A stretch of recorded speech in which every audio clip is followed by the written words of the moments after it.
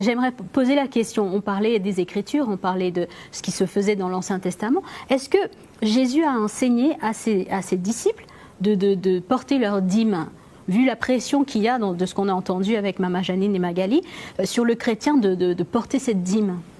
Écoute, je crois que c'est très bon de pouvoir aller depuis le début, à l'origine. Très bien, oui. Nous savons que le premier cas de dîme, c'est Abraham, qui a voulu, de son choix, porter une dîme à Melchisédek qu'il avait béni. Tout à fait. C'est la première occasion. C'était le choix d'Abraham. Il n'y avait pas de loi à cette époque. En fait, il voulait exprimer sa reconnaissance envers Dieu pour avoir gagné, remporté la victoire. Il a choisi de lui donner 10%. Ce n'est pas Melchisédek qui lui a demandé ça. Tout à fait. Ça n'était écrit nulle part. De son plein gré. Spontané. Deuxième occasion, c'était quand Jacob a eu un songe. Oui. Et que l'Éternel lui a dit, ah ben, je suis le Dieu d'Abraham, etc. Et la terre sur laquelle tu te couches, je te la donne, à toi et à ta postérité. Wow. Et là, Jacob a réalisé la présence de Dieu dans ce lieu. Il a dit maintenant, si Dieu est avec moi, si Dieu me donne des habits pour me vêtir, s'il me donne du pain pour manger, et si je retourne chez mon père en sécurité, ben, je lui donnerai la dîme de tout ce qu'il me donne. Donc c'était encore une fois le choix de Jacob, ce n'était pas une loi. Volontaire. La première mention de la dîme comme une loi se trouve dans le livre de Lévitique.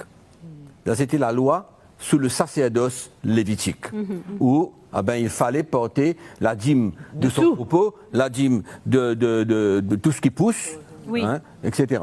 C'est la première fois. Maintenant, il y a eu bien sûr tout le contexte de l'Ancienne Alliance, etc.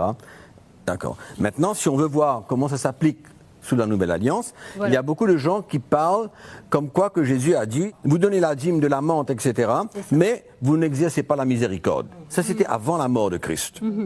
D'accord. La loi existait toujours, sous le sacerdoce lévitique, elle était en vigueur, c'était une loi pour les Juifs, d'accord.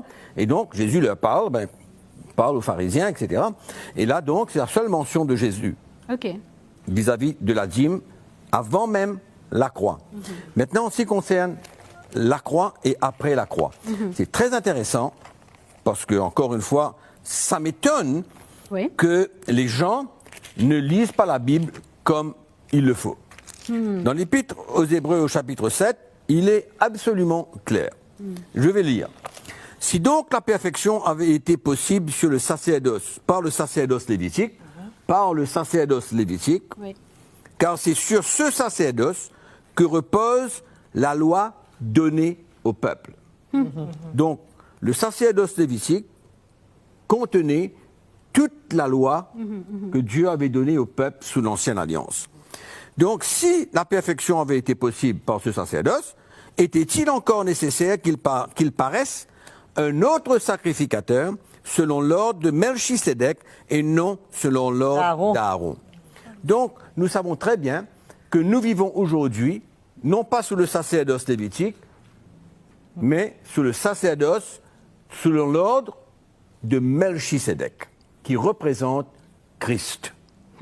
Donc, cela est venu remplacer le sacerdoce lévitique. Exactement. Donc aujourd'hui, le sacerdoce lévitique n'existe plus. Donc il y a une abolition. Parce que le sacrificateur n'est plus ni Aaron ni ses fils. Mais il y a un seul souverain sacrificateur qui est Christ. Et qui n'est pas de sa tribu. Et qui n'est pas de la tribu de Lévi, mais qui vient de la tribu de Juda. D'accord? Donc le sacerdoce lévitique n'existe plus. Wow. D'accord? Donc nous sommes maintenant sous la nouvelle alliance, sous un nouveau sacerdoce, avec un nouveau sacrificateur, Jésus-Christ, et un sacerdoce éternel. Wow. Inchangeable, irremplaçable. Donc, c'est clair. D'où ce qu'on vient pour retirer maintenant qu'il faut aller puiser dans le sacerdoce lévitique pour appliquer une loi sous la nouvelle alliance, c'est aberrant. Je pense qu'aujourd'hui, il y a beaucoup qui se servent de cette loi pour s'enrichir, pour s'assurer un revenu, pour piller, pour voler et pour se servir du peuple de Dieu